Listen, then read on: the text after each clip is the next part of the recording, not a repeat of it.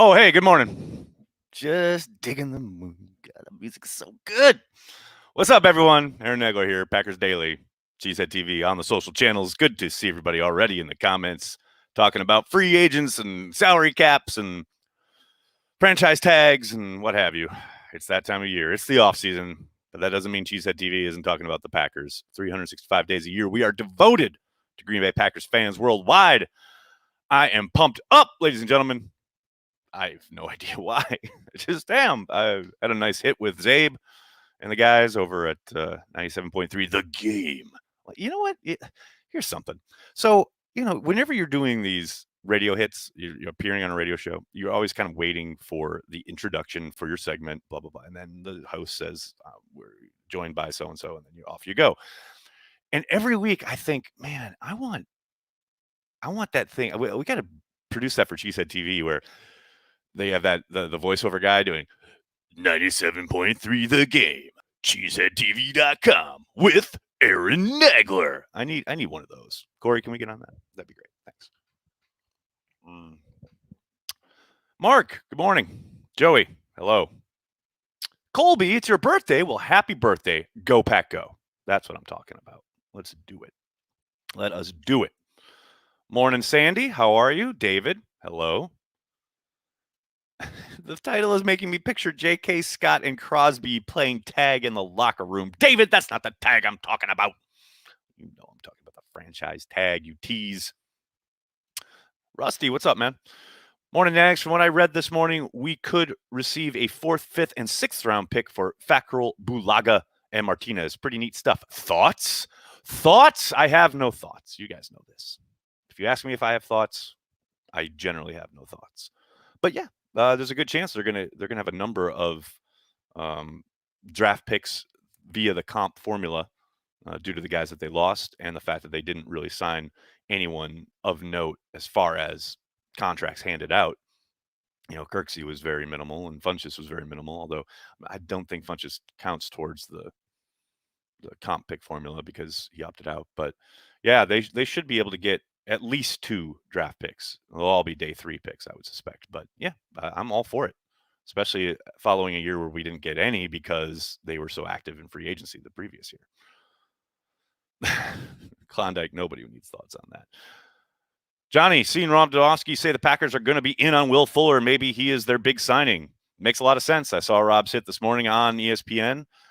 They did try to trade for him. Obviously couldn't make it happen. We did hear Brian talk about the ability to make that one move for a guy they really like if necessary. Maybe Will Fuller is that guy.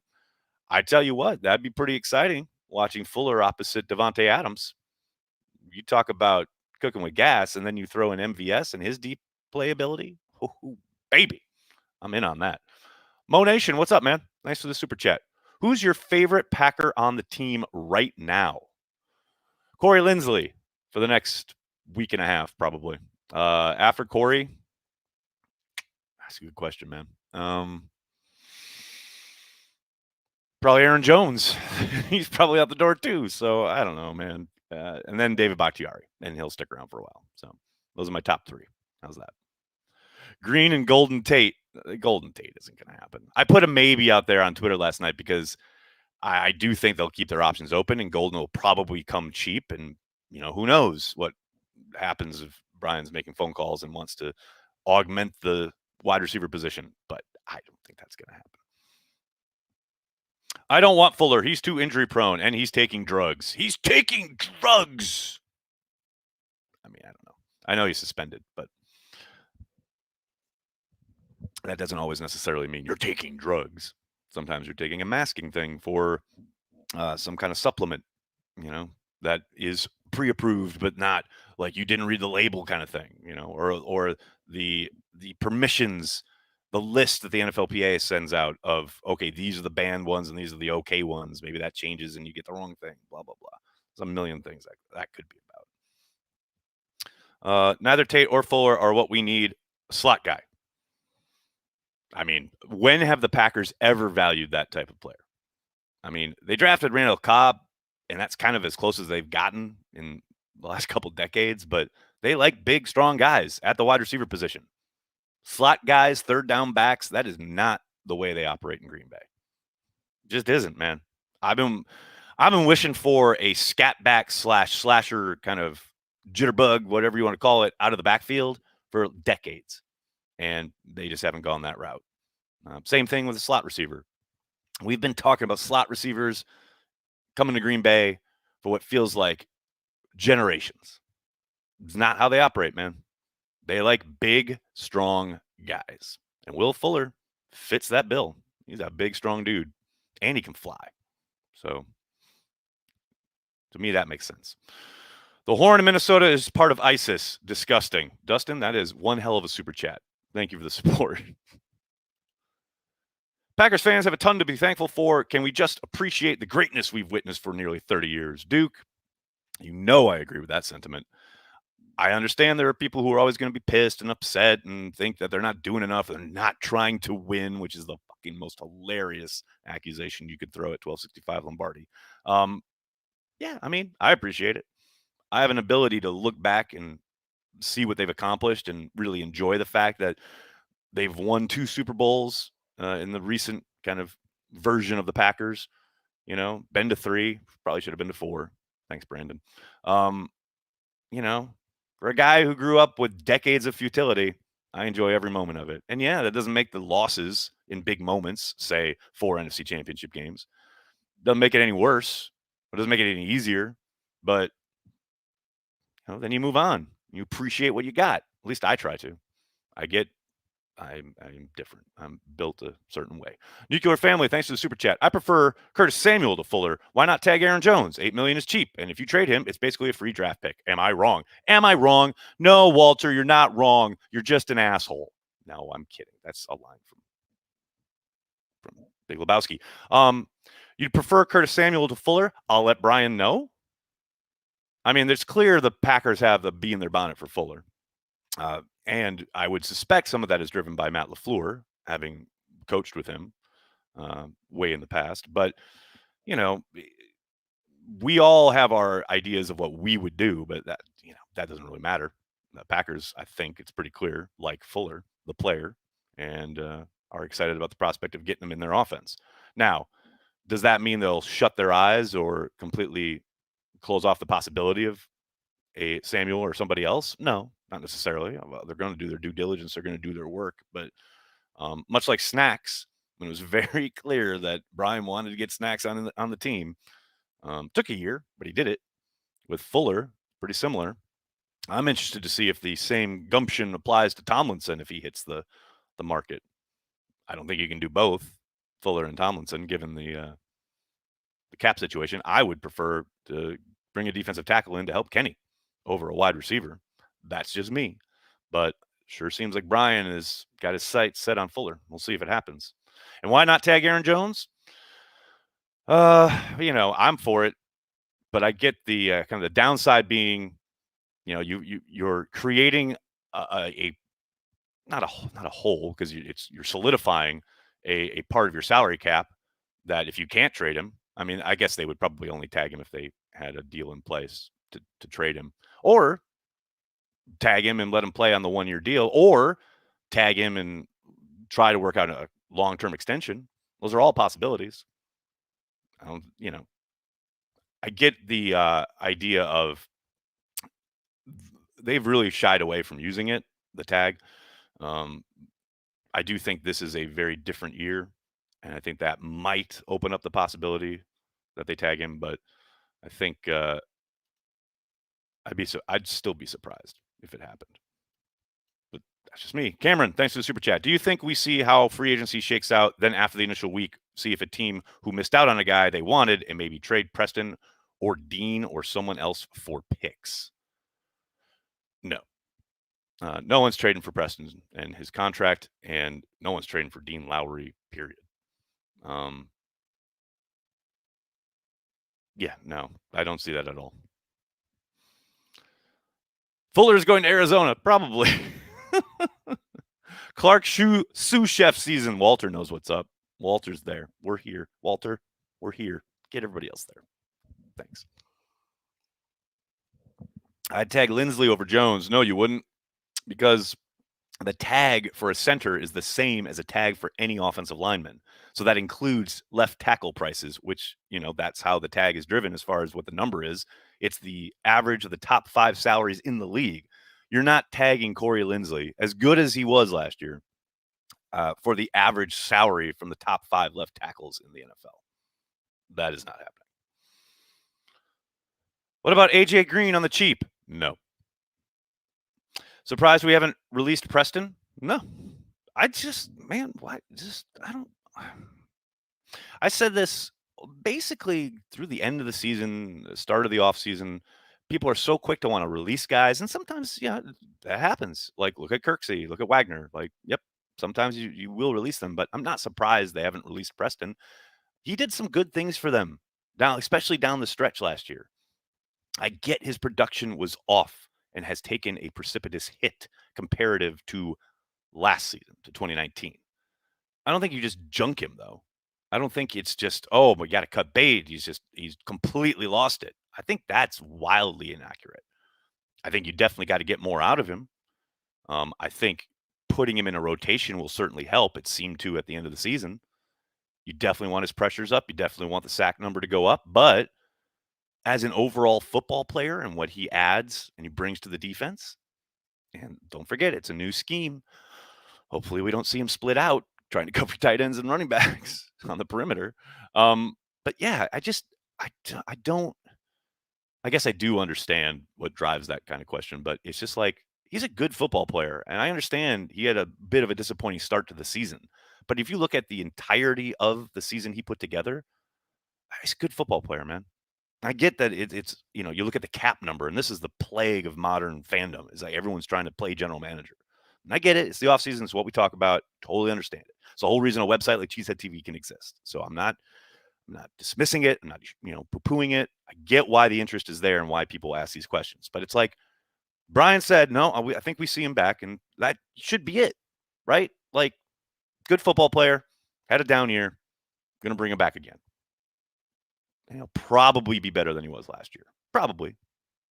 There's no sure thing, obviously, but it just I don't know, bugs me. I don't know why. TKM, are you at your post? What's up? Did Aaron Rodgers call you back? What do you think? The man's busy. I understand. It's the offseason. Offensive line in the first round. Also, cutting Preston doesn't really help anything. Well, it helps the cap. That's what people get so caught up in. It's like, oh, I got to figure out the cap. Let them worry about the cap. Preston's a good football player. Offensive line in the first round, definite possibility, especially tackle. I know this is a tackle-rich class. I would suspect the guys, the first tier, top tier guys, will probably go earlier than 29. But maybe if someone falls, they could pull the trigger there. Obviously, I don't think they'll go interior.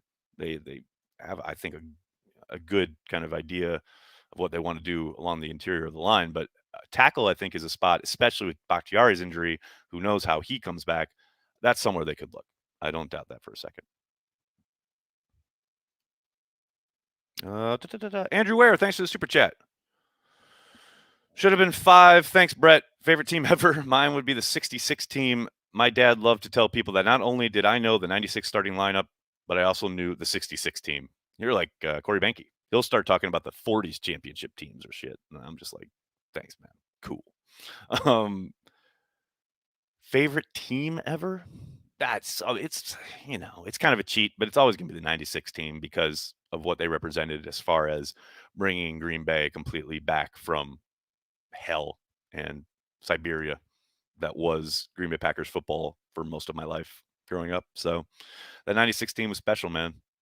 Everything about it, from Desmond Howard to Brett to Levens and Bennett, the line, everything about it. Reggie, Santana, Jones, Leroy Butler, Greg Newsome. Man, now I'm going to have to go watch the Super Bowl. That was good shit. What is my favorite time of the offseason? The end of it. I don't know, man. I do like the roster construction period. This whole stretch of how are they going to put these pieces together, watching it kind of unfold from the start of free agency through the draft. Like, that part is great. But then after that, it's like you get OTAs, you get mini camps. They're hopefully back on the field this year, but they're running around in shorts, meetings, and that goes on for months. Ugh. But the roster construction part of it, yeah, I'm down with that. Brian App, yeah, of course, no problem. Yeah, the offseason sucks. I mean, it's just obviously the NFL's done a great job of making the offseason still part of the event, so to speak. They've really done a good job of elongating their calendar, so there's always something to talk about. We're going to have reportedly the latest Super Bowl ever next year. They want to push it, man. They want to push it. So the NFL is a headline 365. And for the most part, they've been pretty damn successful. And this is the league that plays the fewest games. Yeah, it's talked about the most. Genius stuff, man. Legless, what's up, man? Thanks for the super chat. Does the secondary need more man or zone corners? It's an interesting way to put it. I would think man. We heard Barry talking about being able to be multiple and do lots of different things. I think the star position that Pete asked about is a particular point of interest as far as having to find a bigger body, somebody who can come in there when you do want to go nickel, which is a lot of the time, and be able to hold up against the run. I know Raven Green could probably fill that kind of role, but he hasn't been able to stay on the field, as we've all seen. So I think, yeah, a man guy probably, but clearly you want physicality, I think, at that position and fluidity. And, I think I'm always going to value man coverage over zone coverage. That's just me, though. I have no idea what Barry and company are going to be looking for. Preston, thanks for the super chat. Do you think a trade of a second or third round pick to the Browns for OBJ would work and make sense for us? I would have loved that last year. This year, I'm not so sure. He's coming off that injury, although maybe that makes it even more likely or agreeable if they maybe even a day 3 pick at this point. I love Odell Beckham Jr. I love him as a player. I love him off the field. I know people he's one of those guys that he just makes people absolutely fucking short circuit. And I think it's hilarious. I mean, the guy just goes about his life, and yeah, he's a celebrity, but he's a young, talented NFL player. And people just lose their minds over every little utterance and everything he does. Now, what does that mean on the field? Clearly he's coming off, like I said, he's coming off an injury, so maybe that drives down a price if they wanted to trade for him. But I don't see Brian going that route. I'd love it though, just for the Twitter meltdowns. It'd be amazing. But could it happen? Sure. Will it? I highly doubt it. But God, now you got me thinking about it. That'd be a lot of fun. OBJ would be amazing in the green and gold. Yes, he would. What are your thoughts on Holman? Can't seem to get on the field, but when he does, he's not bad. That's the problem, though, right? That's the bar we're at. Oh, he's not bad. That was Josh Jackson when he had to fill in for Kevin King. Well, he's not bad. He wasn't great, but he was not bad. I like Kadar a lot. I think he's a good man corner. I think he's got really good instincts. His consistency just isn't there, at least not yet. Now, maybe this is the year. Maybe he starts developing and all of a sudden, like something clicks because sometimes that happens. But yeah, I like him. I don't know if he's going to get a true opportunity. We'll see who they bring in either through the draft or free agency for that perimeter spot across from Jair. I like him as a player, but like I said, the consistency just hasn't been there yet. But he's still a young guy. Any projections for D tackles in the up-and-coming draft that could actually be available and make an impact? It's not a great year at defensive tackle from everybody I've talked to. Nobody leaps to mind that is going to be close to available at 29. And past 29, it's like, then you're just throwing darts. Yeah, it stinks because that's you guys have heard me all offseason so far. That's the one spot I want some help for Kenny Clark. Can we get the man some help? But that's why I want Tomlinson, because I don't think anybody's going to be readily available in the draft. So, but yes, the short answer is not really. Big Cheese, thanks for the super chat. You think it's more likely we trade back in the first round or stand pat? I think the specter of trading back is always there because we're Packers fans and we've been burned before. But I would suspect, and I think I said this yesterday, I would suspect they make a pick at 29. unless there's some team calling and just giving up the farm to get that first round pick and the 5th-year option control for a quarterback probably. That could happen, but more often than not, more likely than not, they'll have somebody that they'll make a pick. Now, what's interesting at 29 is, there's a good possibility if you tier it out as a team, and the Packers have their boards and they look the first kind of tier of the blue chip players, so to speak. You got to suspect at 29, you're already probably picking a guy who has a second round grade, more likely than not. Now, maybe someone falls and you'll get lucky that way. But because of that, it probably makes you a lot more open to the idea of like, look, if someone calls, we're definitely interested in dropping back and getting a pick or two for a selection that was probably going to garner us a guy who's graded as a second rounder. So I do think that, the possibility definitely exists. But we'll see if there's a guy or two that they absolutely love that they can't pass on. Do I not think Christian Barmore falls to 29? Yeah, Joseph, I think he's long gone. That's just me. This is guesswork on my part. I mean, I hope so. I'd love it. I'd maybe not run the card up, but because I think it's probably going to be virtual again. But yeah, I think he's gone by 29. You think he'll be there? I mean, who knows? I mean, every year we say, "Oh, there's no way he makes it there," and the guy falls way past it, or this guy will definitely be there, and then he's taken like 20 picks earlier. I don't know, man. The draft is such a crapshoot. Which player was wasted pick for the Packers in the last 10 years? Wasted pick in the last 10 years. There are a few. I don't know. What was that linebacker? I think it was a day 3 guy that Ted took. I'm trying to remember his name. Who like never played it down. Oh, I can't remember his name. Oh, I don't know. There have been a few. Kyrie Thornton comes to mind, who just couldn't get anything going in Green Bay, but then went to Detroit and played pretty well.